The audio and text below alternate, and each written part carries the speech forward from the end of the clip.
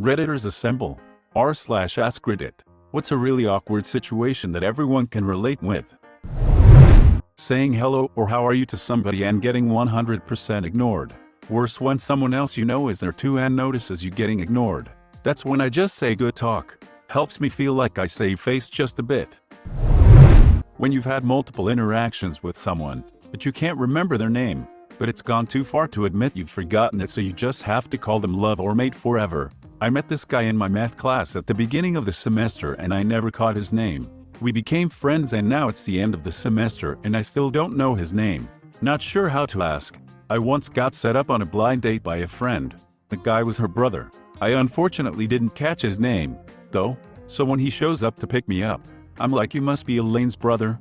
I'm Mama Cat 13 hoping he'd say his name. He didn't. We dated a few weeks before I saw a bottle for his asthma meds in his car and got his name from that.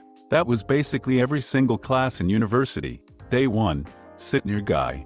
Make eye contact. Smile and nod and say hello. Day 5, we continued to sit in the same spot. So now we're friends. Make small talk every day. Confirm exam, assignment dates, etc. Day 20, realize that we never formally introduced ourselves and I don't know their name. I have a trick for this. Start being more loving to them. Eventually getting into relationship. As this moves further, propose and they'll say yes. And then when you're getting married, wait till the pastor turns and says, and will your person's name marry your name? And boom, you now know their name.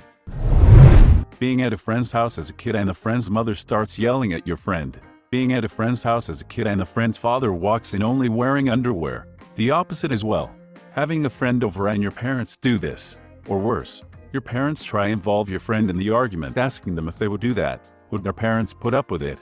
So freaked up. My mom would do that. She would also try to manipulate my best friend into taking her side, making me do the thing that my mom wanted me to do.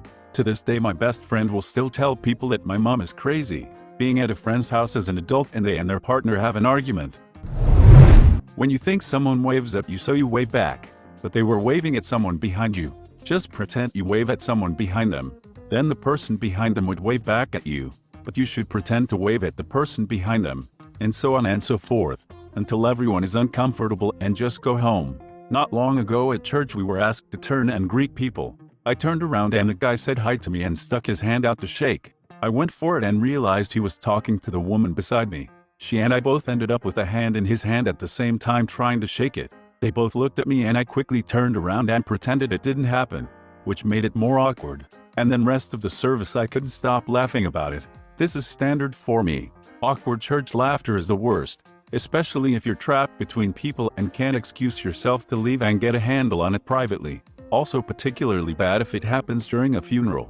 It's happened to me so many times that there are times that I see someone waving and smiling, wonder if they're smiling at me, then just completely look away, only to realize after that it was someone I know and I ignored them. Awkward then and awkward afterwards. When you're finishing up at the checkout and the cashier puts the notes on top of the receipt and then coins on top of that, then the next person steps up and you're fumbling, trying to disassemble the stack in your hand, gather your shopping, say thanks and move away at the same time. When I was a cashier I made it a point to hand them their coin. Hand them their currency, and unless requested otherwise, I would put the receipt in the bag for this very reason. Same here. A manager taught me that. I was so annoyed with him at the time, but now I realize what a good tip it was. In the UK it's extra sucky, because you bag your groceries yourself. If you aren't quick enough you have to do all of what you mentioned as well as quickly finish the packing while everyone stares at you waiting for you to hurry. When you reply to a stranger who says hello, but then realize they were on the phone and not speaking to you. Happened to me just yesterday and I didn't get any sleep last night as I couldn't stop reliving the moment. AirPods have made this one so much more common. It's really annoying, especially if you work in retail. I used to go to college with a girl who got the same train home as me, and we would always walk to the train station together chatting. But as soon as we sat down on the train she would call one of her friends without warning and start talking to them on hands-free. So I always, every single time, thought she was talking to me and I'd reply, and she'd ignore me. Cringe every day. When you're having a conversation with someone and you don't hear what they say so you ask them to repeat and they do. But you still don't hear it and ask them to repeat again and they do. And you still don't know what they said. Do you ask them to repeat again? And maybe still not hear it? Pretend you heard it and nod your head and hope it's an appropriate response. Stab yourself in the eye with a pen to create a diversion and change the subject. Happens to me all the time. I think I have bad hearing maybe. Sometimes I think I have dyslexia of the ears. It's called auditory processing disorder. I always say huh, just as I figured out what they said. So there is a name for it. Thank you? Yeah. After the second time I usually manage to figure out what they are saying, but occasionally I'll meet an adult from peanuts. I didn't learn anything in 6th grade science because of that.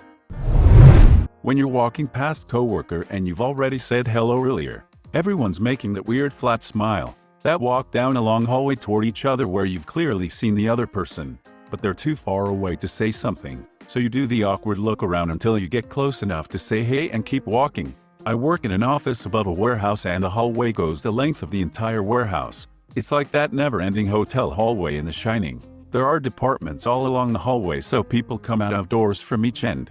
It's the worst to start walking from one end and someone comes out from a door at the other and I'm just praying inside they enter into another door before we get to each other. But it never happens. We always end up crossing paths. But until that point, I'm looking everywhere, but at that person, looking into other offices, pulling my phone out for no reason to look at it. The only savior is when you have a box or paperwork in your hands that you can focus on and then when the other person is within 5 feet of you, say hey and keep walking. It's utter misery every time I have to go into the hallway, which is a lot. You say bye to the man then head to walk into the same direction, glance at each other and give an awkward smile. The longest walk, the look around is a classic. When you walk out of the store empty-handed, feeling like you've just stole something. It's worse if you make eye contact with the cashier, or worse, the security guy, and you went in the store with a bag from another one. You know it and I know it. You should go to jail. Standing there while two people talk about something you don't know about. Even worse when you're wanting to leave the conversation, but feel like you need to have an excuse to leave. I have to poop and giggle. Let them figure out which is more awkward. I think you misunderstood the term for shit and giggles. Also standing there while people talk about something you do know about, but you don't really get a chance to get involved. You have things you want to share, but you're not sure if you could. Walking through a doorway only to catch your clothes on the handle and have it slingshot you backwards happens only when you're angry. Same with trying to slam a door out of anger and it somehow gets magically slowed by the air resistance and it just closes a little harder than normal. Or the opposite when you're having an argument, but you're actually not heated up, but decide to close the door and then closes with the strength of 1,000 suns. Or when you don't even touch it and the wind is like I'ma slam this door. When you try to contribute to a conversation and someone cuts you off multiple times, and you patiently wait for your turn to speak, even though it already was, but by the time the air is clear, the subject has already changed and what you were going to say is now irrelevant.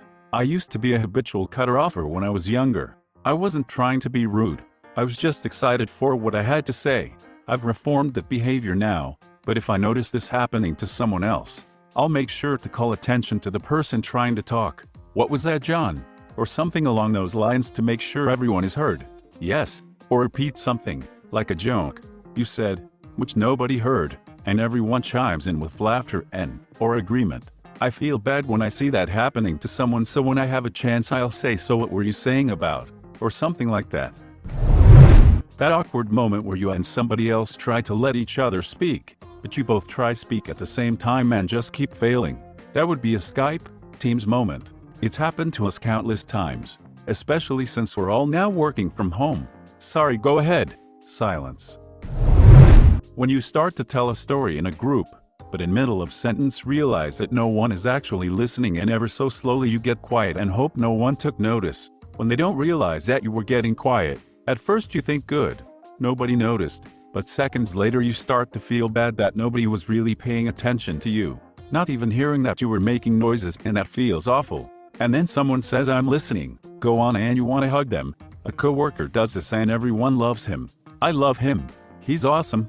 He really pays attention to the group and provides information relative to the situation. Just heard the Why Are We Still Here song in my head while reading this, because it happens a lot.